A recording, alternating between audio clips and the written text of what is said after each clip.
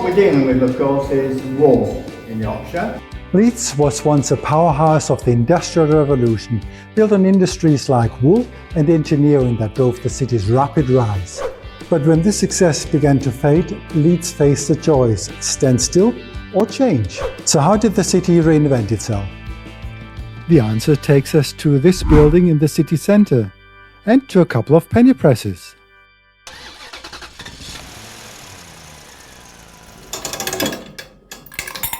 Welcome to Penny Presses on Tour, exploring Leeds. To see where Leeds' industrial story really begins, we start at Armley Mills and the Industrial Museum. Milling on this site dates back several centuries, but most of what you see today was rebuilt in 1805 after a devastating fire.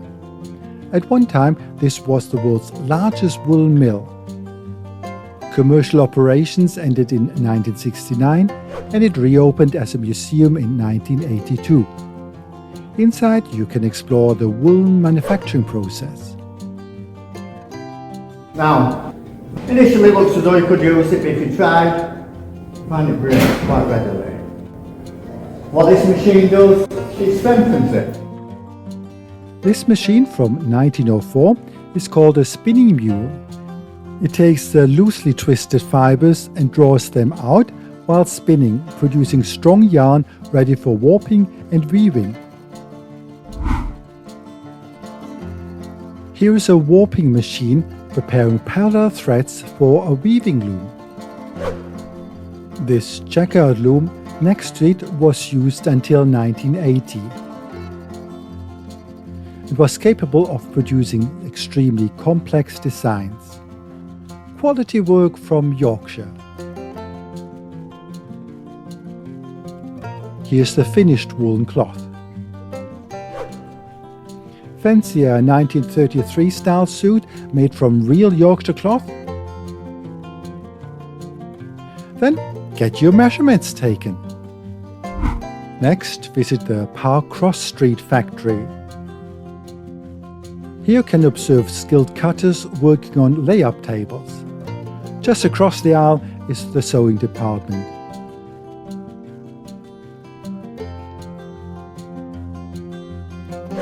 Here's your made-to-measure suit jacket ready for inspection, if you've got the money.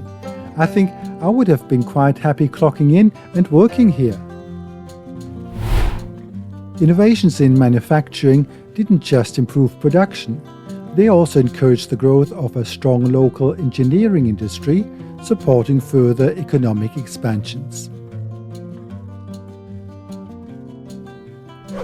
And location mattered too. Armley Mills sits beside the Leeds and Liverpool Canal, Britain's longest canal at over 200 kilometers. From here, goods could be loaded onto barges and carried all the way to the busy port of Liverpool on England's west coast. These waterways help power the rise of Leeds, and we'll return to them later, so stay tuned. Together, industry and infrastructure powered the rise of Leeds. But where did all the new wealth go? Part of the answer lies here at Roundhay Park. This is one of the best-known green spaces in Leeds and was once owned by Thomas Nicholson as a private estate. He commissioned the Mansion House, built between 1811 and 1826.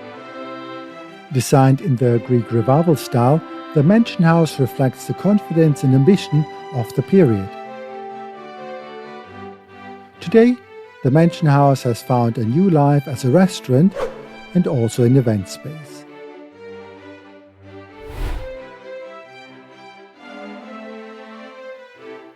There's also a pleasant walk through a wooded area that gets you to a less functional building, also known today as Roundhay Castle.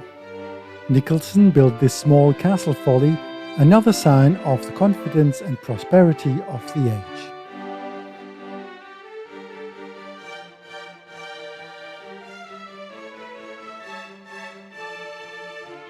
By the 1870s, Leeds had become wealthy enough and ambitious enough to want the entire estate as a public park. The asking price was so high that Parliament had to pass a special act allowing the council to purchase the estate.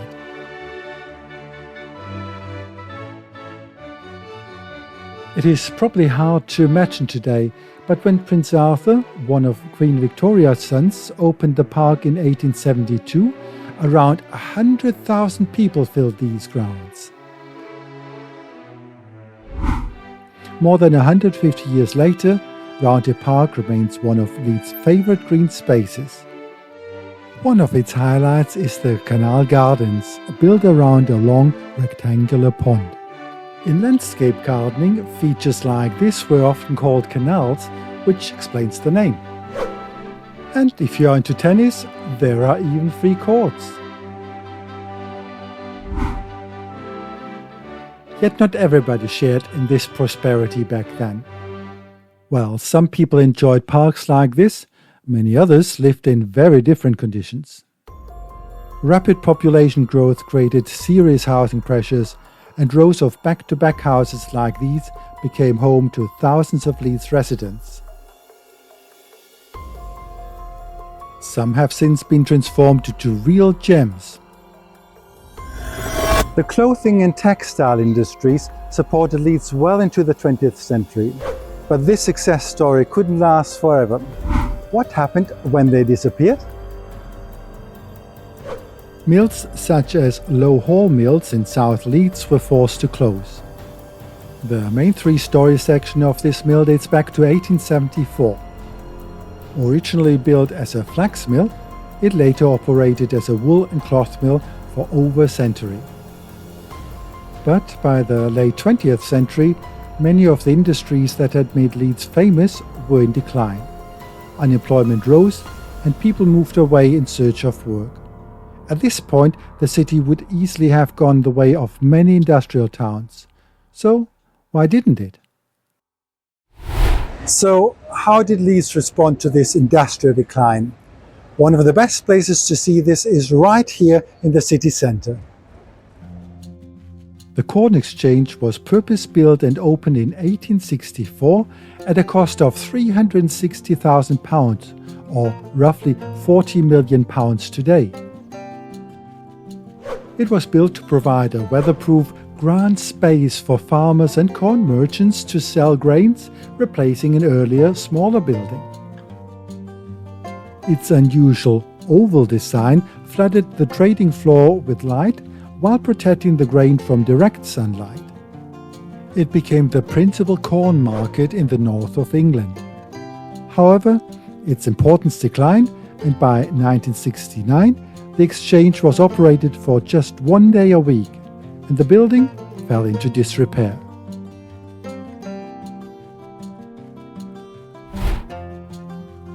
Faced with an underused historic structure, Leeds had a choice: demolish it or adapt it.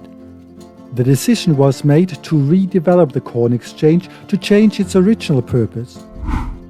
Rather than selling corn, it became a retail and leisure space in the late 1980s. Today, the Corn Exchange stands as an example of how historic buildings can be reused rather than lost. Let's visit a few shops here, like this bookstore. Or this vintage shop, where everything is vintage, including the owner.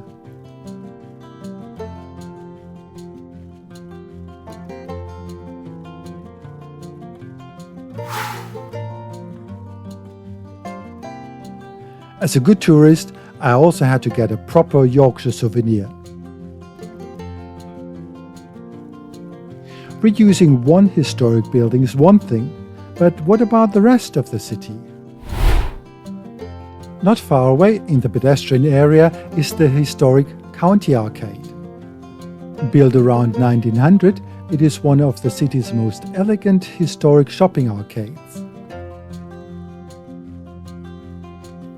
Leeds city centre combines the old with the new. I don't quite know how this undersized chess set fits into the storyline, but I found it quite amusing, so I thought I'd share it with you. To complete our waterway journey, we need to head to Leeds Dock. On the way, you can find Leeds Lock. It connects the Leeds-Liverpool Canal to the Aire Calder navigation. This made it possible to transport goods from Liverpool on the west coast right across to the Humber and the North Sea. These old warehouses and industrial buildings have been given a new lease of life, transformed into apartments, offices and leisure spaces along the Aire Calder navigation. What sparked this transformation? For this we need to visit Leeds Dock, or rather the purpose-built Royal Armouries Museum next to it. The construction of the Royal Armouries helped kick-start the regeneration of this waterfront. For me, the Royal Armouries has also a real visitor highlight, a couple of penny presses.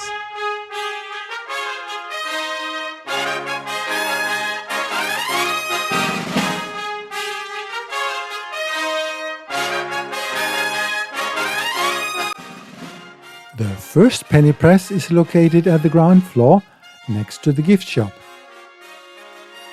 Here you can pay by card, but you still have the satisfaction to press your own souvenir coin.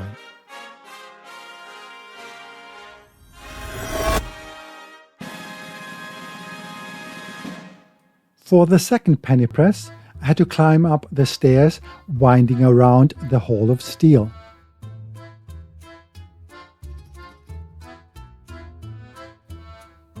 And here's the second penny press. After the same procedure, you'll get pressed coins.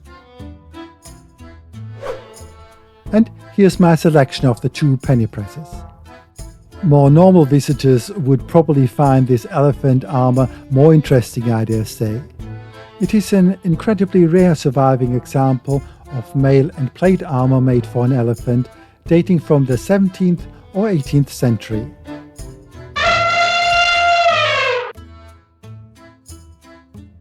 Here's another visitor to Leeds from the Terracotta Army.